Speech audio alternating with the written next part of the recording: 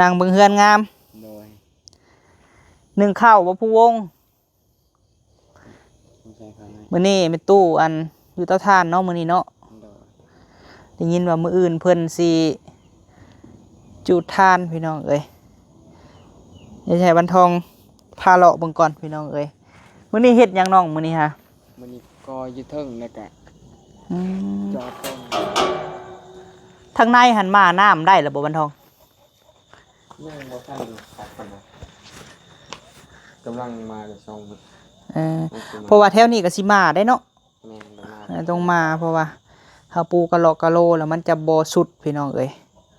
เพิ่นมาเยี่ยมเมืองลาวเนาะก็มาอยู่เฮือนเจ้าของหั่นนะนี่เพิ่นสิก่อเฮ็ดบันไดพี่น้องเอ้ยเนี่ยบ่แม่นบันไดดอกเฮ็ดเป็นผักลงเพราะว่าเวลาเฮาเปิดหน้าต่างเข้าประตูเข้าอะไรสิอันบ่ให้ตกผักนี่แห้งหั่นนะพี่น้องให้เหยียบพอดีถึกกับบันไดนี่เลยเนาะอันนี้แม่นห้องน้ำพี่น้องเอ้ยโซนห้องน้ำเพราะว่าพ่อกับแม่เพิ่นว่าให้ใส่ลูกแก้วเนาะหลายๆแน่มันจังสว่างเอาเฮ็ดอยู่เฮ็ดกินก็สบายพี่น้องเอ้ยโล่งอ่ะนะว่าแม่เพิ่นก็ให้ไปเลือกเบิ่งซิ่งอยู่พี่น้องเอ้ยล้างจานเนาะแต่ว่าให้สร้างเพิ่นไล่ก่อนว่าสิใส่ถึกจักอันเนาะซิ่งไปนี้แล้วก็ไปหั่นแล้วก็ผู้เลยพี่น้องเอ้ย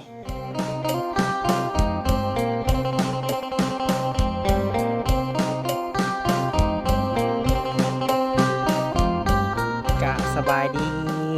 ดีสวัสดีพ่อแม่พี่น้องเบิดสุขุสุคนเด้อพี่น้องไอ้เนาะพบพ่อเบาพามีช่วง5 โมงกว่าๆเนาะพี่น้องเนาะ6 โมงแหละตอนนี้ก็ได้เอาเปิดภาพมามื้อนี้พี่น้องเอ้ยพี่แหละเนาะกำลังสิย่างไปหาเฮือนแม่บิ่งกับพ่อเพชรพี่น้องเอ้ยเข้าไปอัปเดตเวียกงานเฮาก่อนเนาะเพราะว่าสร้างเราเพิ่นมาเฮ็ดเวียกเฮ็ดงานพี่น้องเอ้ยมื้อนี้เนาะเขาไปเบิ่งเฮือนงามพ่อกับแม่ก่อนเพราะว่ากลางเว้นสร้างเพื่อเฮ็ดเวียกเนาะพี่น้องเนาะเสียงจอดดูกระถึกอยู่เลยมาอัปเดตช่วงค่ำไอ้ย่างมากพี่น้องเอ้ยเพราะว่าใกล้กันสิประมาณหอดบ่100 เมตรพี่น้องเอ้ยจากเฮือนเบาพามีไปแต่ว่านี้เฮาย่างโค้งเนาะอย่าไปหาเขาอันพวงก่อนเนาะเพราะว่ามีตู้ค่ำมื้อนี้เพิ่นนอนเตาถ่านพี่น้องเอ้ยก็สิมีพวงกับวันทองเพิ่นนอนเฝ้าเครื่องของลายทานเพิ่นก็อยากเบิ่งผลงานของวันทองพี่น้องเอ้ยเบิ่งเวียกเบิ่งงานเฮานี่แหละเนาะ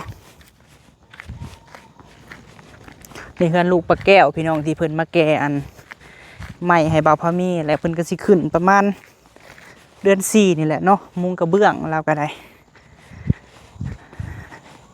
ส่วนลายไผก็จะขึ้นเดือน4พี่น้องเพราะว่าเดือนงามเนาะเดือน4เดือน6เนี่ยยันฝนตกเพิ่นว่าโอ้ไผเนาะนางเสาอยู่หั่นเนาะ เสือลายอยู่พี่น้องเอ้ยเห็ดหอดใส่แล้วเนาะเฮือนแม่ก็พอนี่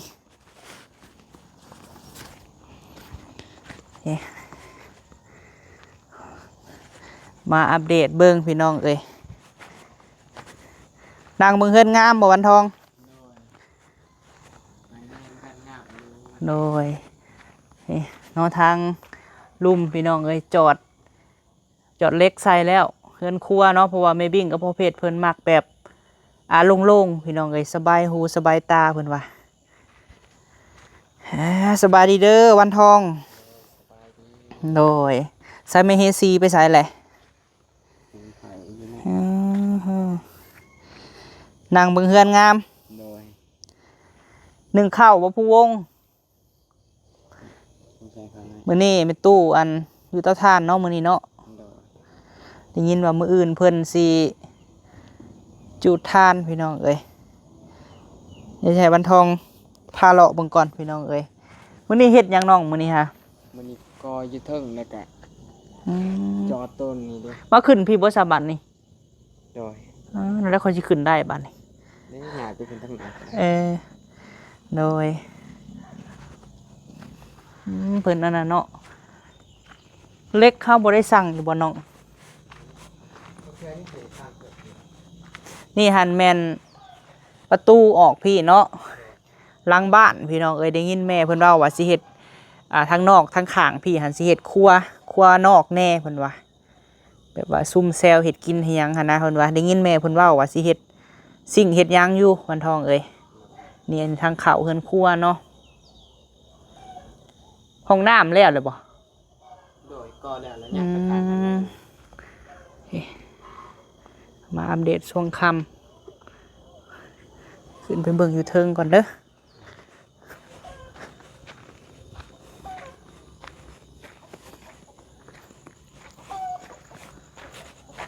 ไปตายันตกแถนี่ง่ายดูวันทอง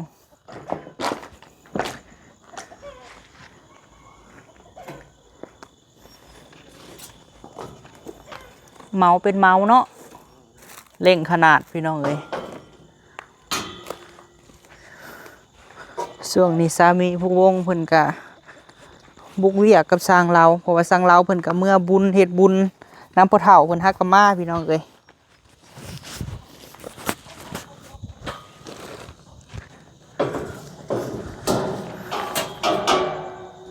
ทางในหันมาน้ำได้แล้วบ่วันทองยังบ่ทันตัดปานใดกำลังมาจะส่งเพราะว่าแถวนี้ก็สิมาได้เนาะแม่นมาต้องมาเพราะว่าถ้าปูกะโลกะโลแล้วมันจะบ่สุดพี่น้องเอ้ยนี่หันนิ่งเฮ็ดทั้งเทิงก้อนแม่นบ่ก็ทั้งเทิงนึงก็จอดอันนะทำงานโดยเอาผักส่วนหน้าต่างเพราะว่าได้ยินแม่บิ่งเพิ่นเว้าว่าสิเปลี่ยนใส่เป็นกระจกแล้วพี่น้องเอ้ยเพราะว่าผักส่วนที่ว่ากระจกหันแม่เพิ่นให้สบุญบรรณาเพิ่นสั่งมาเนาะเดี๋ยวขึ้นไปเบิ่งเทิงก็เด้อวันทองเด้อโดยเอาให้น้องพักผ่อนก่อนพี่น้องเอ้ยอุ้ยวันทองก็เป็นตาย่านแท้ฮะโอ้ปากแตกได้สิน่ะครึ่งหายบ่อึบย่านได้ข่อยเอาดีได้วันทองเอ้ยอึบโอ้โธ่เพดานในพี่น้องเอ้ยคือสีแล้วเนาะวันทองนี่เนาะยังแต่โปะกับทาสีเพิ่นว่าพี่น้องเอ้ยลงสีอุดห้อยนี่แหละเนาะห้อยต่อเพดานนี่ทาสีอุดไว้นะเพิ่นเอิ้นโป้เนาะและบอนนี่หั่นเพิ่นจงไว้บอนเดินสายฟืนสายไฟพี่น้อง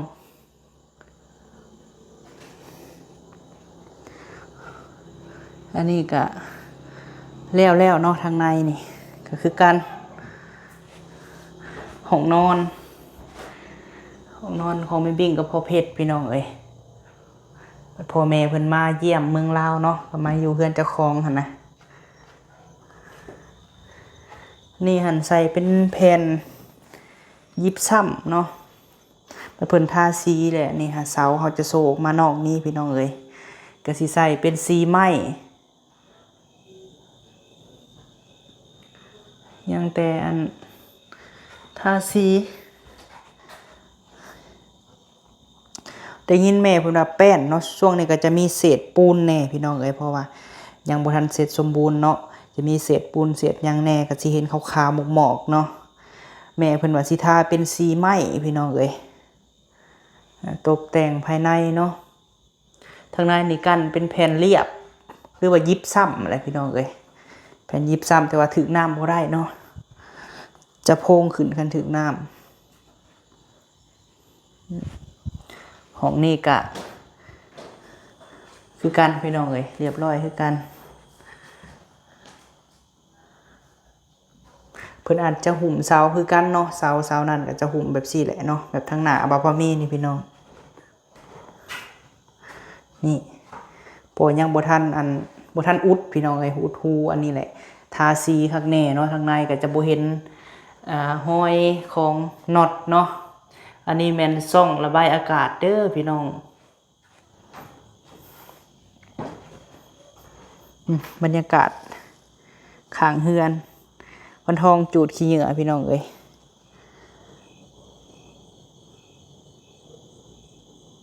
พวกไม้ตอกขอกตาเนาะแถวนี้กะเอาไว้มือเบาพอมีบ่ได้ไปใส่พี่น้องเอ้ยจะสิเก็บไว้เพราะว่าเก็บก็คือเก่าแหละพี่น้องเอ้ยเพราะว่าสร้างเพิ่นยังเฮ็ดอยู่หั่นนะ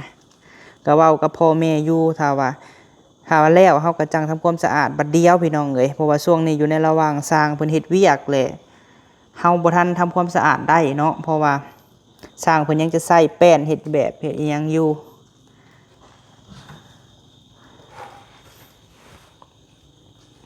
เพราะว่าเฮามากลางเว้นเนี่ยเสียงอุกทึกอยู่พี่น้องเอ้ยนี่เนาะสร้างเพิ่นสิอุดพี่น้องเอ้ย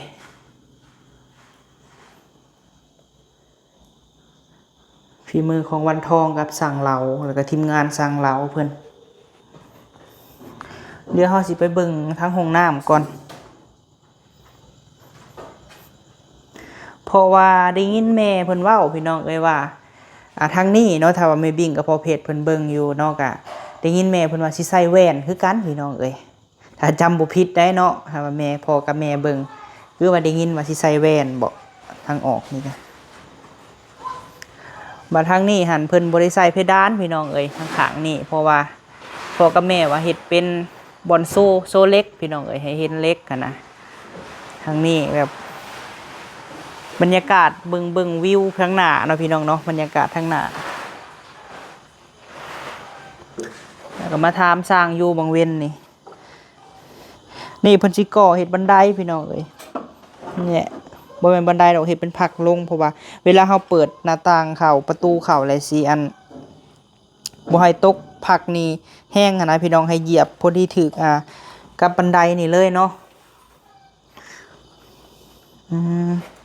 อันนี้แม่นห้องน้ำพี่น้องเอ้ยโซนห้องน้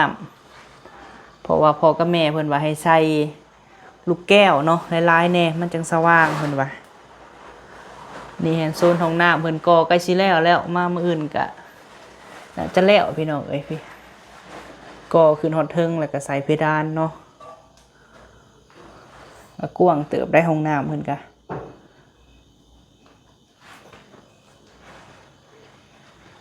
มื้อนี้สร้างเพิ่นก็เฮ็ดสำนี้แหละพี่น้องเอ้ยหากมา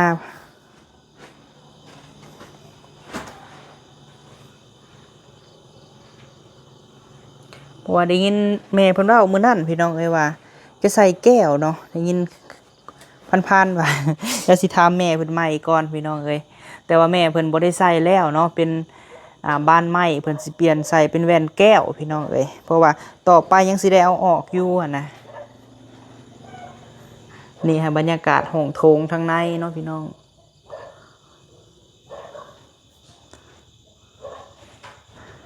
เพราะว่าเฮาต้องถ่ายตอนแรงสร้างเพิ่นเฮ็ดเฮาจังฮู้ว่าเพิ่นเฮ็ดฮอดไซส์แล้วนะ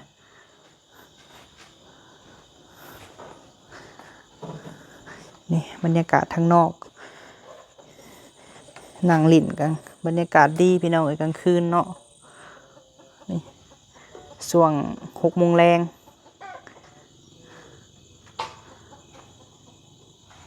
วันทองเพิ่นก็ซื้อดอกไฟมาใส่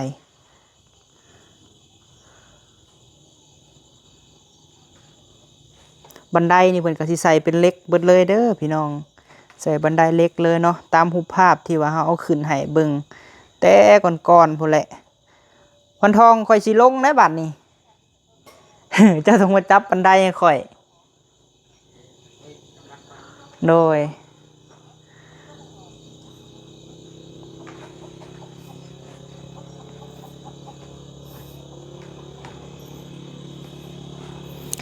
สบุญบรรณามาบอกมันเฮียมาตอนผู้ช่วย เบิ่ง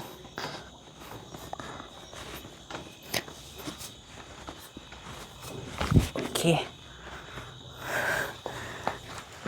เมื่อยบ่น้อยหนึง น้อยหนึง กันไหนเนาะ มาน้ำไว้ต้องมาให้ได้พี่น้องเอ้ยเจ็บไว้ดอกดินอันนี้ค่ะเพราะว่าดินแดงพี่น้องเอ้ยดินเหนียวๆนะดินไข่ว่าเขาปลูกยังก็งามเนาะ ดินบ่มีมะขีนดินล้วนเลย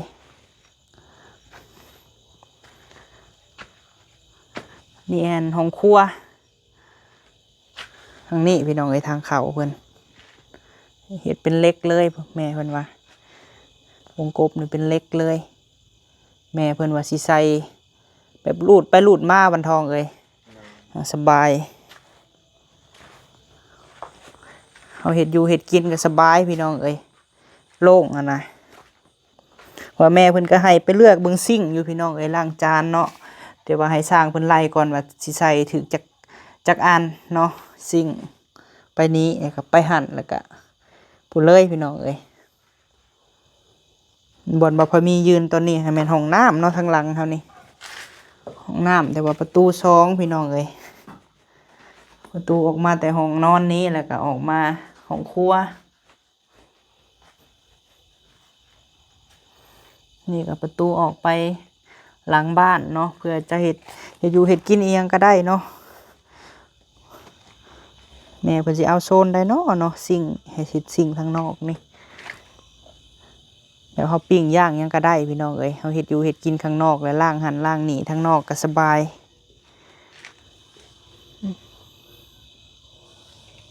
ช่วงนี้ก็ยังสร้างเฮ็ดเวียกอยู่ก็อยากสิ66อยู่เด้อพี่น้องยังแต่เฮือนตุค่ำเนาะช่วงนี้หันน้องภูวงกับวันทองเพิ่นอยู่เฮ็ดเวียกเพิ่นบ่ได้เมื่อเฮือนพี่น้องเพิ่นก็อยู่เฮือนตุค่ำนี่แหละเพราะว่าตอนเช้าก็สร้างเพิ่นมาก็จะบ่ได้เที่ยวหั่นนะ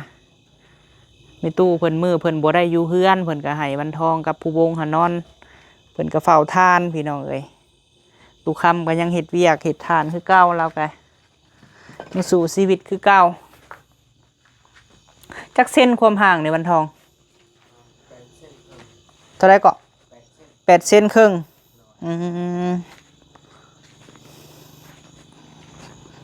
เพราะว่าช่วงนี้เขาก็บ่ได้สั่งเครื่องพี่น้องเพราะว่าเขาซื้อเครื่องมาไว้หลายแล้วว่าใกล้แล้วพี่น้องใกล้สิได้เห็นสำเร็จเทือนไม่บิ่งแหละอีกบ่โดนแม่เพิ่นก็สิขึ้นเดือน4นี่แหละพี่น้องสร้างลาวเพิ่นว่าสิให้แล้วเพิ่นว่าเดือน4นี่ก็คือสิขึ้นเฮือนใหม่เพราะว่าคันเดือน6แล้วยันฝนตกนะทางหน้าเฮือนเพิ่นก็มานอนหันบ่บันทองคำแล้วเพิ่นเมื่อเพิ่นเที่ยวเอาเนาะ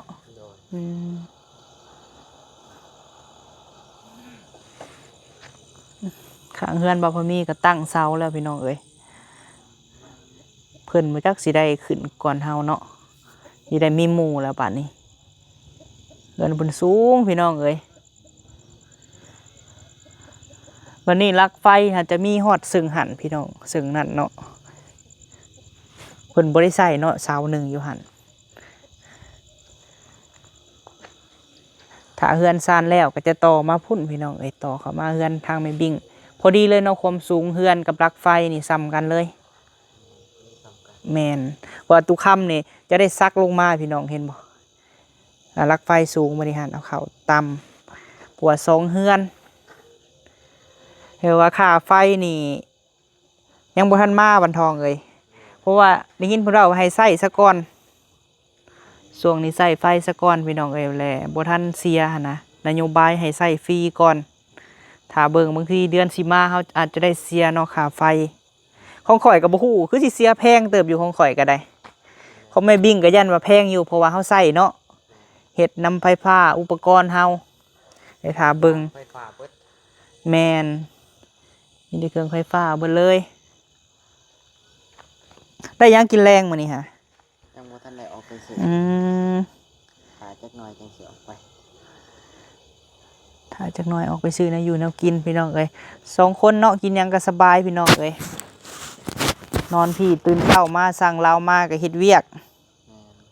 เอามาก็เฮ็ดเวียกแต่เช้าโดยเมื่อก่อนข่อยกับวันทองโดยสบายดีเด้อโดยเอาสู้ๆมีกำลังใจให้เนาะเอาพี่น้องคลิปนี้ก็เข้ามาอัปเดตเฮือนซานพ่อกับแม่คือเก่าช่วงค่ำ ขอบคุญขอบคุณหลายๆเด้อเนาะทางแม่บิ่งกับพ่อเพชรพี่น้องเอ้ยอยู่ทางรัฐมินนิโซตาพุ่นแหละทางต่างประเทศพุ่นแหละเนาะเพิ่นได้เฮ็ดเฮือนเฮ็ดซ่านไว้พี่น้องเอ้ยเพื่อพ่อกับแม่มาบัดพุ่นแหละพี่น้องเอ้ยบัดเพิ่นมาเยี่ยมมายามเด้อเพิ่นมาอยู่เฮือนเพิ่นก็จะมาอยู่เฮือนเจ้าของเนาะจังไดก็ขอบคุญขอบคุณหลายๆเด้อเนาะพ่อกับแม่ที่ว่าให้เบิ่งเฮือนเบิ่งซ่านให้เนาะช่วงนี้ก็บ่ทันซื้อเครื่องซื้อของพี่น้องเอ้ยยังอยู่ในระหว่างสั่งมาหลายแล้วก็เฮ็ดไปก่อนเนาะขอบคุญขอบคุณพ่อกับแม่หลายๆขอให้อยู่ดีมีแฮงเด้อพ่อแม่เอ้ยสุขมาร่ำรวยเฮ็ดอันใดก็ขอให้ขึ้นให้เกินเนาะขอให้ราบรื่นประสบผลสำเร็จเนาะในทุกๆประการโดยไปสำหรับคลิปนี้พี่น้องเอ้ยไปเลยเด้อเนาะพบพ่อกันมื้อหน้าพุ่นแหละพี่น้องเอ้ยมื้อนี้อัปเดตช่วงค่ำเนาะไปแล้วพี่น้องเอ้ยสบายดี